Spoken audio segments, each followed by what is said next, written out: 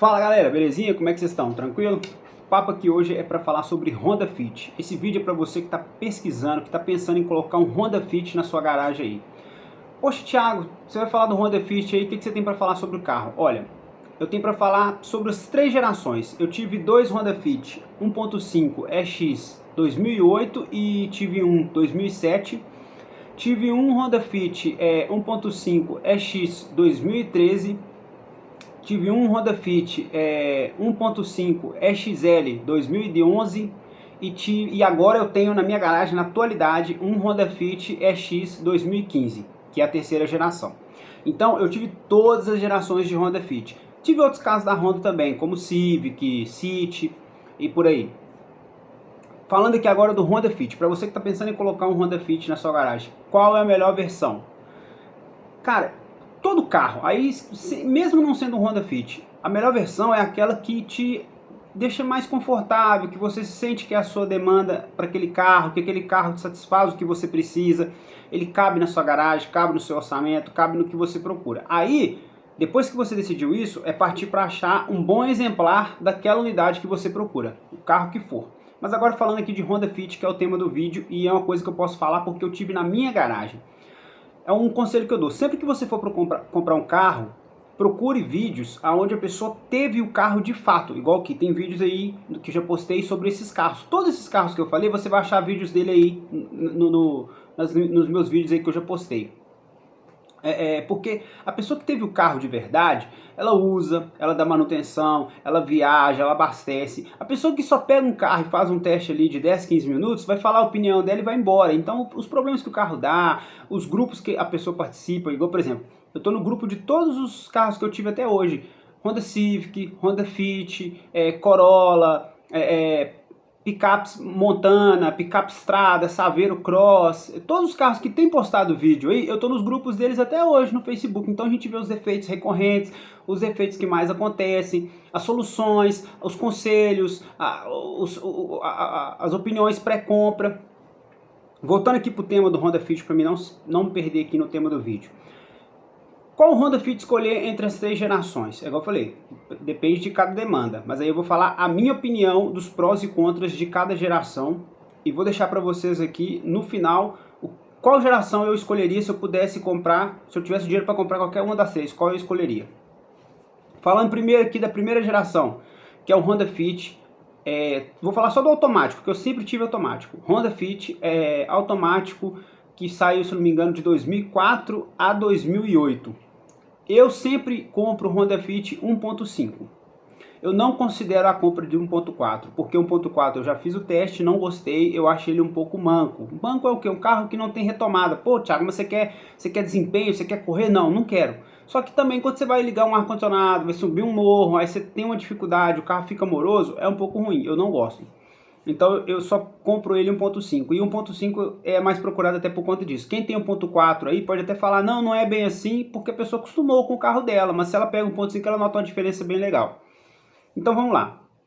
Do 2004 a 2008, 1.5, geralmente é o modelo EX, o câmbio que ele usa é o câmbio CVT.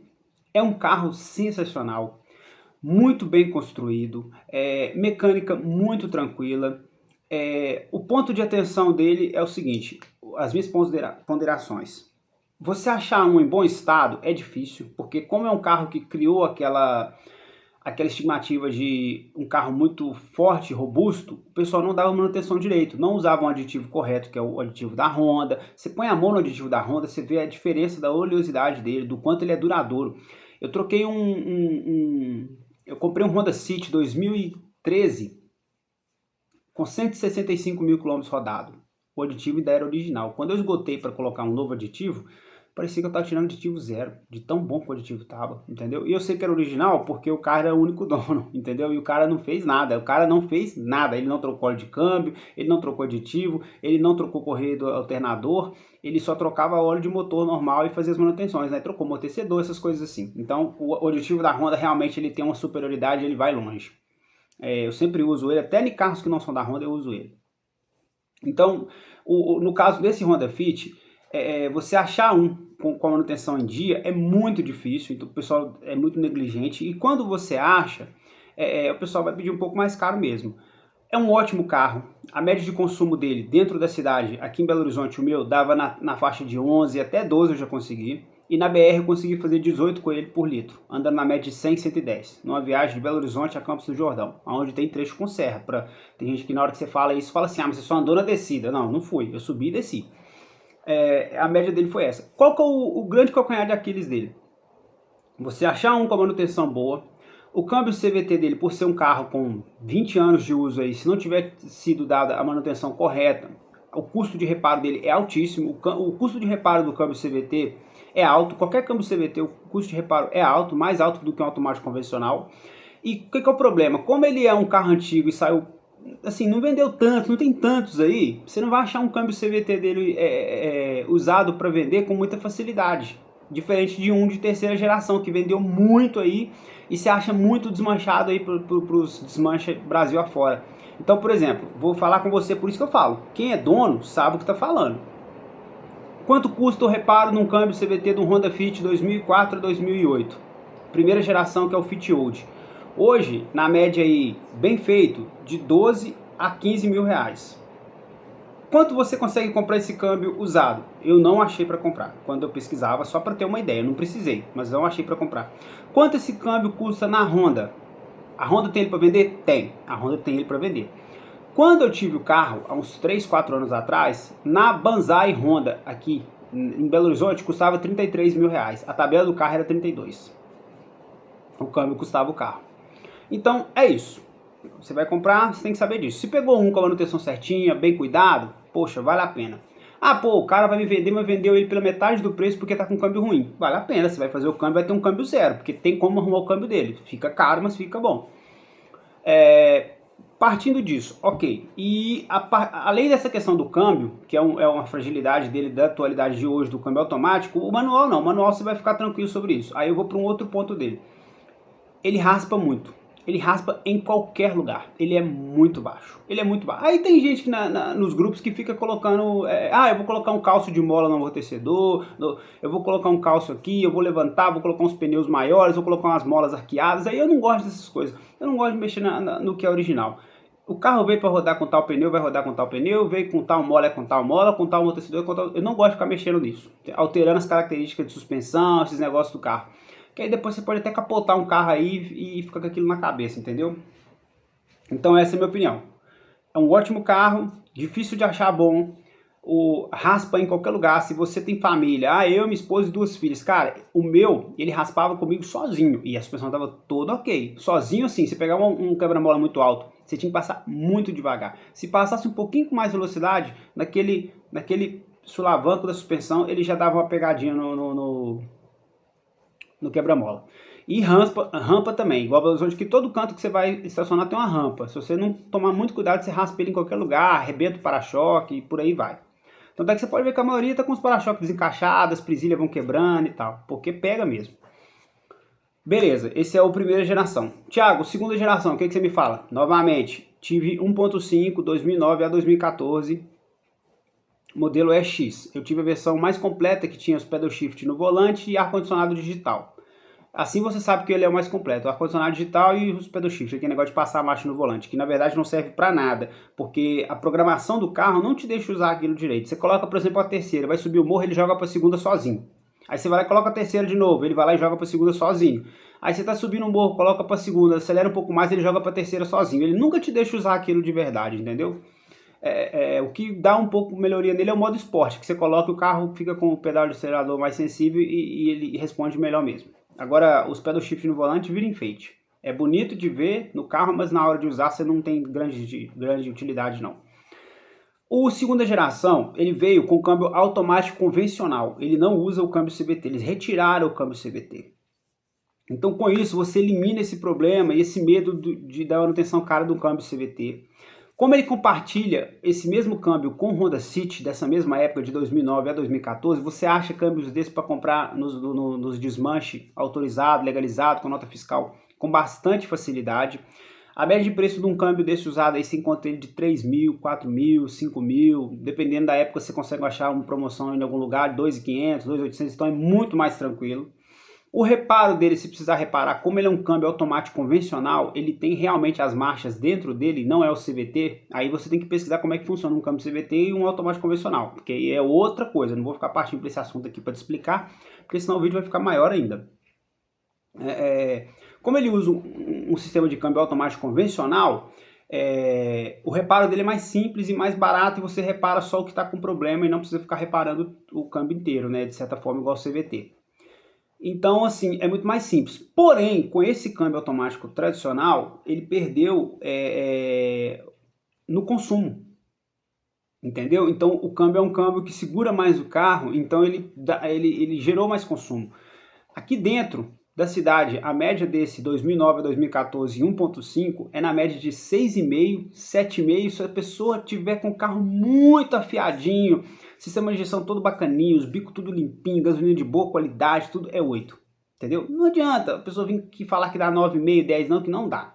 Eu, pelo menos, não conheço ninguém que conseguiu fazer isso, que eu conversava de verdade, né? Agora, quando tem gente na internet que adora ficar falando, meu tá dando 11,5 aqui dentro, não dá. É 6 a 8 dentro da cidade, e na estrada de 12 a 14, entendeu? Com muito custo 14, mas a média meio fica de 12,5, 13. Ele não é econômico, porém é um carro muito gostoso de andar, não raspa em lugar nenhum, já tem uma frente mais bem trabalhada ali, é um carro muito gostoso. O meu 1.5 tinha aquele banco tipo de chenille, tipo de veludo, banco gostoso de sentar nele, confortável, um carro. Todos os Honda Fit eles são muito grandes por dentro, porque eles parecem tipo uma minivan. Você olha ele por fora, você pensa que é um carro pequeno, quando você entra dentro é um carro que tem muito espaço interno, muito bem distribuído, muito gostoso. Isso aí é uma qualidade de todos os Honda Fit. É um carro muito bem feito por dentro, bem pensado, bem repartido, com bastante porta-trecos, bastante acessórios para você colocar as coisas, bem familiar mesmo. Então, esse Honda Fit segunda geração, ele é um ótimo carro, não traz o raspar em qualquer lugar igual a primeira geração, e o câmbio é um câmbio muito mais robusto, porém perde no consumo, entendeu? Isso aí é um fato. Usa 1.4 manual, o pessoal fala que é bem econômico mesmo, mas aí é aquele negócio que eu falei, ele anda menos, você vai ter que passar marcha e vai ganhar no consumo, né? Carro não tem como você ganhar em todas as vertentes, não. Esse é o segunda geração. Então, assim, vai ganhar no consumo, vai perder um pouco no conforto, que você vai ter que passar a marcha, e o câmbio também é um câmbio mais simples de lidar com ele. Lembrando que todo câmbio automático tem que fazer a troca de óleo a cada 40 mil quilômetros. A Honda recomenda ela de forma parcial. Se o ex-dono já tivesse vindo fazendo, você continua fazendo a parcial. É assim que eu faço. Se o ex-dono nunca fez, aí você vai e faz a total. Que foi o que eu fiz no meu Honda City, que eu peguei, que o dono nunca tinha sido feito e estava com 165 km. Quando eu peguei, eu via que o carro segurava as marchas mais tempo. Eu troquei o óleo, o carro ficou sensacional. Virou outro carro, entendeu? Passava as marchas muito mais rápido e com muito mais suavidade. Ok, que ele se encaixa na mesma situação do Honda Fit, porque é o mesmo carro, só muda a carroceria. O City e o Fit 2009 e 2014 são os mesmos carros. Agora vamos para o carro que eu tenho aqui hoje na minha garagem estacionado, que eu estou usando ele há vários meses já, que é o Honda Fit terceira geração. Nesse terceira geração, só existe 1.5. Então, por exemplo, já acabou a questão do 1.4. E a Honda voltou com o câmbio CVT. Ela voltou porque o CVT hoje é usado em todos os carros dela. Ela parou com o câmbio... Pera aí, galera. Só que ficou um pouco escuro aqui. Ela voltou com o CVT dele de novo, entendeu? Então, sim, ele ficou novamente econômico. Não tão econômico quanto o primeiro. Por algum motivo, ele não é tão econômico quanto o primeiro. O primeiro, igual eu falei, dava 11, 12 aqui dentro, tranquilo. Esse terceira geração...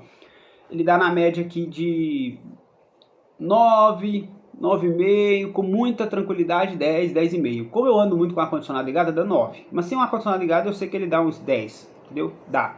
Eu já ouvi gente falando aí que dá 11, 12, mas eu nunca consegui fazer essa média aqui em Belo Horizonte. Mas Belo Horizonte é muito morro, muita arranque para, muita rampa, é desse jeito. O consumo de um carro vai depender muito de onde a pessoa mora e da topografia do lugar, entendeu? O cara mora lá em Brasília, o carro dele dá 13 na cidade, tudo reto. O cara mora em Belo Horizonte, vai dar 9. Várias subidas o tempo inteiro, é ladeira, ladeira. E aqui em BH não é ladeira assim, não, é ladeira assim, ó, entendeu? O bicho pega. Então, assim, aqui dentro o consumo dele vai girar nessa faixa de 9, como eu uso. com o ar-condicionado ligado. Sem o ar-condicionado é dar um 9,5, 10. E na BR eu consegui fazer nele 16, mas eu sei que dá para fazer uns 18 também, né? Eu tava na média de 110, 120. Se eu fizer na média de 100, 110, vai fazer uns 18 aí. E ele é bem econômico na BR, isso aí é inegável. O Honda City novo mesmo, que é quase o mesmo motor, só que injeção direta, ele dizem que dá 20, 22. Eu já ouvi falar várias vezes isso aí. Então assim, e não raspa em lugar nenhum. O terceira geração também não raspa em lugar nenhum. Essa questão de raspar foi corrigido do primeira para frente. O segundo e o terceiro não raspa em lugar nenhum. O que o terceira geração perde para mim para as outras duas gerações? A qualidade do material de acabamento. É ruim? Não, jamais. Não estou falando que é ruim. Só que você consegue notar quando você tem o carro uma qualidade de acabamento diferente. Quando você põe a mão num plástico e aperta ele, você vê que o outro plástico é mais rígido, é um plástico de melhor qualidade, mais bem trabalhado. O primeira geração, forro de porta do meu era tudo no couro, o EX, você punha a mão era toda fofinho, forro de porta inteiro, o painel inteiro é todo bem trabalhado, assim, você vê que qualidade, os encaixes, tudo dele é diferente, entendeu? Então você vê, só que isso é uma coisa que aconteceu com todos os carros no Brasil inteiro.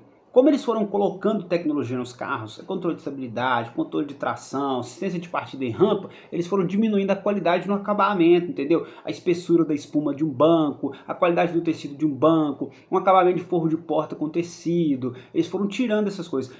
O Honda Fit terceira geração, que é o que eu tenho, ele tem tudo isso, entendeu? Ele tem boa qualidade de banco, ele tem boa qualidade de forro de porta, só que você nota que é uma coisa mais simplória, é um plástico mais barato, ou menos caro de certa forma, né? Porque tem carros aí que você realmente vê que o carro é bem mal acabado mesmo, não é esse caso, não é isso, entendeu? Ele é um carro mais atual, você vê que a qualidade foi perdida. Por exemplo, como eu falei, o banco do Honda Fit 2009, 2014 que eu tive, cara, é inigualável, você senta, o banco te abraça, parece que você está sentando no cobertor, de tão bem feito e fofo que o banco é. Esse não, esse já é mais simplório. E ainda tem uma questão que eu posso falar que é um defeito. O meu Honda Fit terceira geração 2015 veio com bancos de couro, que a pessoa pede quando compra na Honda lá, né? Que ele não vem original, o EX vem com banco de tecido, só que a pessoa deve ter falado, eu quero banco de couro, aí eles vendem para ele. E ele tem alguns pequenos lugares que deu pequenos rasgadinhos, uma ou outra, coisas pequenas, não tão grande. E é um carro também com 11 anos de uso, né? Então é normal que tenha isso. Tem vídeo dele aí. E eu falei, poxa, cara, eu tô achando esse couro de má qualidade. Aí eu fui pesquisar outros Honda Fits à venda e na internet também, e todos eu vi a mesma situação do meu. Pequenas fissurazinhas, pequenas coisas, por mais bem tratado que seja, o couro não é daquela qualidade que era de antigamente, entendeu? E olha que no meu caso, eu faço hidratação do couro, eu fiz higienização, eu fiz limpeza, eu fiz tudo isso. Então assim, qual o melhor Honda Fit na sua opinião? Dos 3 Honda Fits aí, se você está pensando em colocar na sua garagem hoje, qual eu recomendaria? Se você tem grana para comprar até o terceira geração, eu ia de terceiro. Quanto mais novo, melhor. É um carro que não envelheceu, você entra dentro do carro, não parece que você está num carro 2015, que é igual o carro do meu, com painel bacana, o carro cheio de porta-trecos, cheio de porta-copo ali bem posicionados, a estética do carro por fora é bonita, é um carro legal de ter, entendeu? Ele não envelheceu. Então, terceira geração hoje seria a minha escolha, se eu tivesse condição de comprar até a terceira geração. Pô, Thiago, não tem, minha grana tá curta. Eu ficaria no segunda geração, mesmo pecando pelo consumo, porque eu também acho que é um carro que envelheceu muito bem, ainda continua muito bonito, oferece um nível de conforto muito acima de outros carros no médio de preço dele. Um segunda geração aí hoje com 50 mil você consegue comprar um muito bacana, assim, um exemplar bem bacana com 50 mil. Com 40 mil você consegue comprar um 2009, 2010, bem bacana também. E é um carro que oferece um nível de qualidade estrutural e de conforto de acabamento muito acima dos demais de outras montadoras. O primeira geração, ele é bacana demais, é lindo, só que é difícil de achar bom. E eu vou ser sincero com vocês, aí eu vou dar a minha opinião para vocês aqui. Se você é um cara entusiasta de carro, ok, o carro é legal, você vai curtir o carro e você gosta de carro. Agora não, eu quero comprar um carro só para ir e vir aos lugares e a minha esposa usar e não quero ter dor de cabeça. Eu não compraria o primeira geração. Porque o primeira geração, ele já está mais velho, né? E se for automático, cara, a verdade seja dita, se você entrar no grupo lá do Honda Fit, você nem quer comprar o carro, porque, cara, todo dia você escuta alguém dizendo, pô, meu carro quebrou o câmbio aqui, tenho com orçamento de 20 mil, meu carro quebrou o câmbio, eu tô com orçamento de 16 mil, tô com orçamento de 12 mil. Você vai entrando em estado de paranoia. Você vai andar no carro, qualquer barulho que você escuta, você já fica em desespero. Então, assim, a primeira geração, o grupo mesmo já te deixa em paranoia. E é igual eu falei, não tem câmbio para você comprar usado e o reparo é caro. Então, isso eu tô falando do automático. Pô, não, manual. Não, o manual não tem esse problema. O manual você vai ter só a questão do raspar, né? A questão da altura do solo que realmente pega em qualquer lugar na primeira geração. Isso eu tô falando para quem tá buscando um carro automático, que hoje é uma coisa que para mim faz total sentido. Eu entendo que tem gente que gosta do carro manual e beleza. Para mim, quando eu vou comprar um carro hoje, eu sempre olho para um carro automático. Eu não tô em busca de um carro manual, não. Não é. Você vai viajar, você vai andar na cidade, o arranque para, entendeu? Faz toda a diferença para mim. Então eu espero que esse vídeo tenha ajudado aí quem estiver pensando em comprar um, buscando um, e sucesso aí na sua compra. Valeu? Tamo junto. Valeu.